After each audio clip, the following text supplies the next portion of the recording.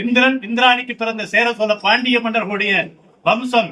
இந்த மன்னர் குடும்பம் இந்திய உபகண்டத்தில் இந்திய சாம்ராஜ்யத்தில் 542 சமஸ்தானங்களை கட்டி காத்த பெருமை அவர்களுக்கு உண்டு. இமய வரம்பினில் மீன்முடி ஏந்தி இசைவளதான் தான் பாண்டியன் சேரனும் சோழனையும் ஆக இமயத்தில் அவர்களுடைய கொடியை நாட்டினார்கள். உலகத்தின் 44 நாடுகளில் ஆட்சி செய்தார்கள்.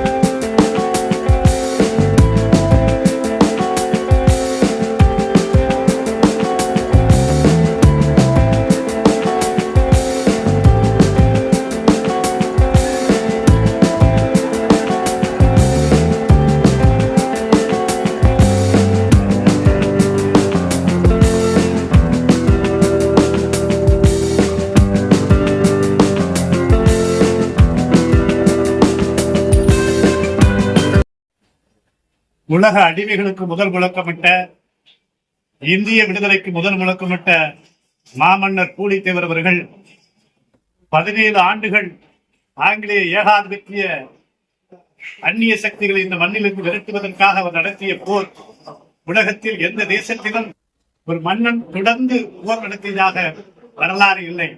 அப்படிப்பட்ட ஒரு மாபெரும் வரலாற்று புரட்சியாளர், மாவீரர் நம்முடைய மாமன்னர் பூலித்தேவர் அவர்கள். அவருடைய குருநாதர்கள் 3 பேர். அதில் முதல் குருநாதர் செங்கோட்டையில் அருகில் இருக்கக்கூடிய ஆறுமுகசாமி சித்தர், 2வது சித்தர் வேலப்பத்தேசிகர், 3வது சித்தர் மதுரையிலே மருதமலையில் அழகர் ஆற்றில் இருக்கக்கூடிய ராமதேவர். ஆக 3 மகான்களுடைய பேராற்றலால் இந்த புண்ணிய பூமியில் மிகப்பெரிய விஞ்ஞான ஆற்றலோடு உலக ஆதிக்க சக்திகளை இந்த மண்ணிலிருந்து விரட்டுவதற்காக அவர் நடத்திய போர் இந்திய உபகண்டத்தில் எந்த ஒரு வீரர் இதுவரைக்கும் நடத்தியதாக இல்லை.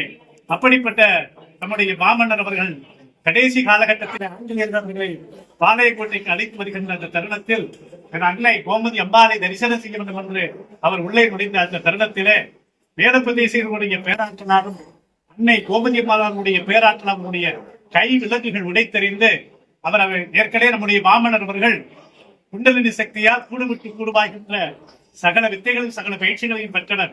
அப்படிப்பட்ட மாமன்னர் இங்கே சோதி சொருவமாக இங்கே நம்முடைய சங்கரனையாருடைய ஆலயத்திலே இங்கே காட்சி கொடுத்துக் கொண்டிருக்கிறார்கள். ஆக இந்திரன் இந்திராணிக்கு பிறந்த சேர சோழ பாண்டிய மன்னர்களுடைய வம்சம். இந்த மன்னர் குடும்பம் இந்திய உபகண்டத்தில் இந்திய சாம்ராஜ்யத்தில் 542 சமஸ்தானங்களை கட்டி காத்த பெருமை அவர்களுக்கு உண்டு. இமய வரம்பினில் மீன்முடி ஏந்தி இசைவளதான் தான் பாண்டியன் சேரனும் சோழனையும் ஆக இமயத்தில் அவர்களுடைய கொடியை நாட்டினார்கள். உலகத்தின் 44 நாடுகளில் ஆட்சி செய்தார்கள். இப்படி பல உலக வரலாற்று ஆய்வுகளும் ஆவணங்களும் இன்று நம்மிடத்தில் இருக்கிறது. அதை எடுத்துச் செல்வதற்கான ஒரு மிகப்பெரிய ஒரு களம் இன்றைய நம்முடைய மக்களிடத்தில, இளைஞர்களிடத்தில மிகப்பெரிய களம் தேவை. நிச்சயமாக மாமன்னர் பூலித்தேவருடைய இந்த 257வது ஜோதி நாளில் அடுத்த ஆண்டு மிக பிரம்மாண்டமாக நடத்த அதற்கான மிகப்பெரிய முயற்சி எடுப்போம். மேலும் இந்த ஜோதி நாளில் மாமன்னருடைய வெண்கல சிலை மிக ரெடியாக இருக்கிறது.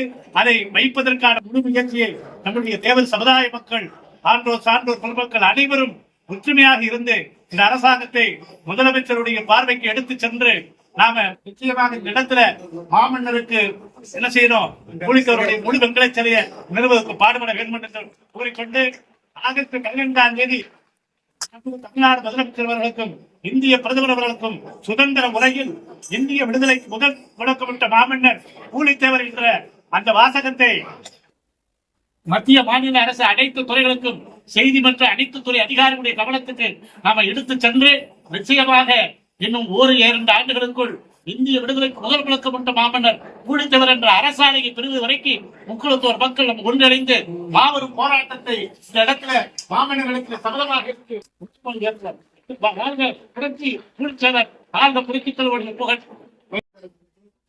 முதல் போர் முழக்கமிட்ட வெங்கடஞ்சோல் மன்னர் மகாராஜா பூலித்தேவர் அவர்கள் 1767ஆம் ஆண்டு துரோகிகளால் காட்டி கொடுக்கப்பட்டு இலக்காரர்களால் கைது செய்யப்பட்டு பாளையங்கோட்டைக்கு கொண்டு செல்லும் வழியில் கோமதியம்மனை தரிசிக்க வேண்டும் என்று வெள்ளைக்காரர்கள் கோரிக்கை விடுத்ததால் இந்த கோரிக்கையை நிறைவேற்றபடி இந்த ஆலயத்தில் கோமதியம்மனை தரிசிக்க வந்த மாமன்னர் பூலித்தேவர் மனமுருகி கோமதியம்மனை வேண்ட அவருடைய குருநாதராக விளங்கிய வீரபத்திரசிகரும் அவருக்கு அருள் புரிந்து இந்த கோமதியம்மனின் சந்நிதியில் ஜோதியாக ஐக்கியமானார். இந்த வரலாறு 257 வருடங்கள் நிறைவானதை ஒட்டி மகாராஜா பூலித்தேவருக்கு அவர் ஜோதியான தினத்தை முன்னிட்டு வெங்கடஞ்சோல் மன்னர் குடும்பத்து வாரிசார்கள் மற்றும் பொதுமக்கள் அனைவரும் சார்பில் மன்னர் பூலித்தேவர் அவர்களுக்கு மகா பூஜை செய்யப்பட்டு வழிபட்டு பேசினார்.